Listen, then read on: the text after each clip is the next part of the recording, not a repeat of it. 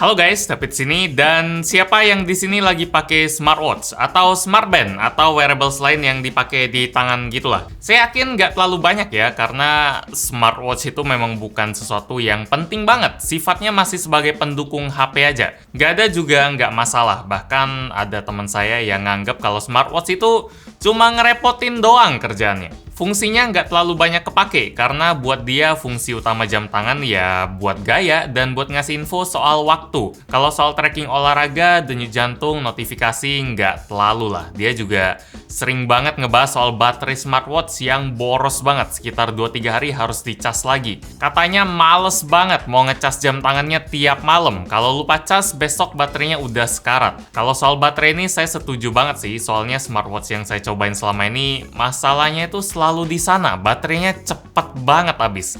Alasan saya kalau lagi nggak pakai smartwatch, misalnya Anda lihat saya, tangan saya polos gitu, karena saya lupa ngecas dan memang males juga mau ngecas tiap hari. Jadi ujung-ujungnya ya udahlah, nggak usah dipakai aja. Nggak jarang juga saya pakai smartwatch yang mati biar sekedar ada pakai jam tangan aja.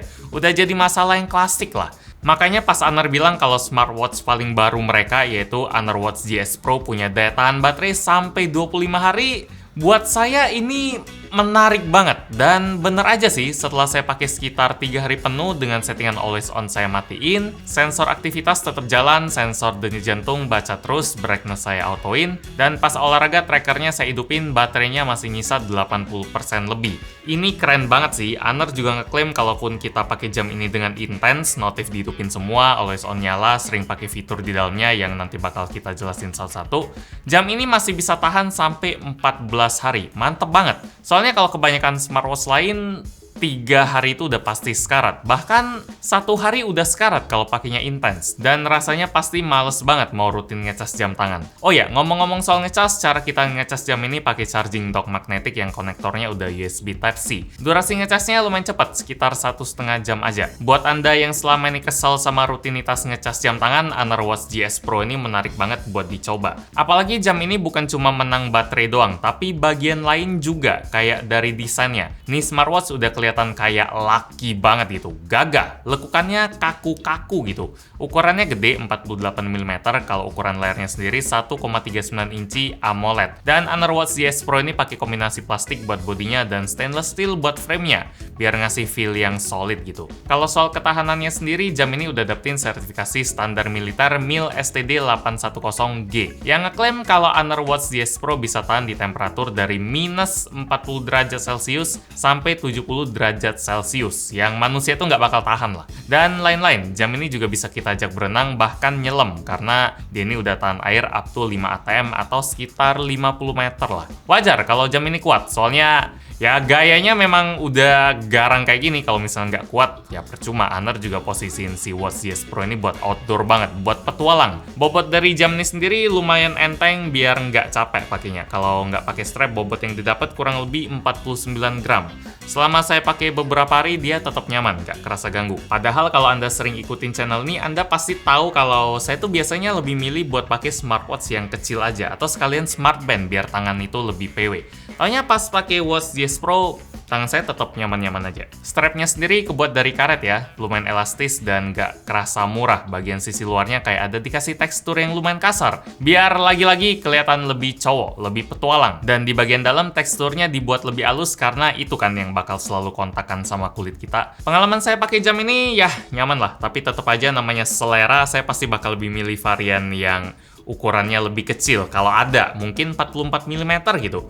Tapi ya nggak ada. Soalnya Watch GS Pro ini cuma ada satu varian aja, yaitu 48 mm. Kalau buat varian warnanya baru ada 3 varian, yang charcoal black kayak yang kita bahas sekarang, ada yang marl white, ada juga yang warnanya camo blue. Nah, buat fitur-fiturnya sendiri, Honor Watch GS Pro ini udah termasuk update lah, karena dia itu udah bisa ngatur kadar oksigen dalam darah, atau istilahnya itu bisa ngitung SpO2 kita. Ini fitur yang lumayan hits sih di tahun 2020. Terus tentu aja semua wearables pasti punya sensor denyut jantung yang biasanya sih baru bakal saya pakai pas saya lagi olahraga, biar tahu gitu, saya ini olahraganya lagi nyantai atau serius. Kalau bilangnya serius tapi denyut jantung di bawah 100 itu main-main sih masih. Ada juga pengukur tingkat stres yang saya nggak tahu ini datanya diambil dari kombinasi mana aja sampai bisa hasilin kesimpulannya. Tapi ya lumayan lah. Kalau mau lihat datanya lebih lengkap, kita bisa tinggal masuk ke aplikasi Huawei Health aja yang memang harus diinstal kalau kita mau pakai jam ini dari awal. Ada juga pengukur kualitas tidur kita, kayak tidurnya itu berapa lama, termasuk data durasi tidur yang nyenyak banget, durasi tidur ringan, dan lain-lain. Tapi saya nggak terlalu doyan pakai fitur buat ngukur tidur karena ada barang segede gini yang dipakai di tangan pas lagi tidur itu rasanya nggak PW banget. Oh ya, buat perempuan ada juga fitur buat catat siklus datang bulan, kayak masa subur, prediksi waktu datang bulan, tapi entah seberapa banyak cewek yang seneng sama jam ini, soalnya desainnya ya sekali lagi laki banget. Dan ngomong-ngomong soal siklus datang bulan, ada juga siklus bulan yang bakal bermanfaat buat cowok sih. Siklus bulan yang beneran bulan, yang di langit itu. Buat siklus matahari juga ada buat tahu kapan matahari terbit dan terbenam. Honor Watch GS Pro juga tentu aja punya fitur buat tracking olahraga yang nggak mungkin nggak ada lah ya. Jam model sporty gini nggak ada fitur olahraga itu aneh sih. Ya tenang, ini ada. Bahkan mode olahraganya ada 100 lebih. Mulai dari yang simpel-simpel kayak lari, sepedaan, berenang, sampai yang entah ngitungnya gimana kayak yoga, dansa itu ada juga. Buat Anda yang senang sepedaan, pasti akhir-akhir ini tambah banyak jumlahnya yang senang sepedaan. Jam ini punya satu fitur yang lumayan asik sih, namanya route back. Jadi fitur ini bakal ngasih tahu kita arah jalan balik ke titik awal kita mulai olahraga. Kalau misalnya kita nyasar gitu, soalnya jam ini udah ada built-in GPS di dalamnya. Honor pun ngeklaim kalau jam ini bisa ngasih kita notif kalau misalnya ada perubahan tekanan udara, yang katanya sih itu tanda-tanda kalau cuaca buruk itu bakal datang. Mungkin hujan, badai, lagi cerah kan.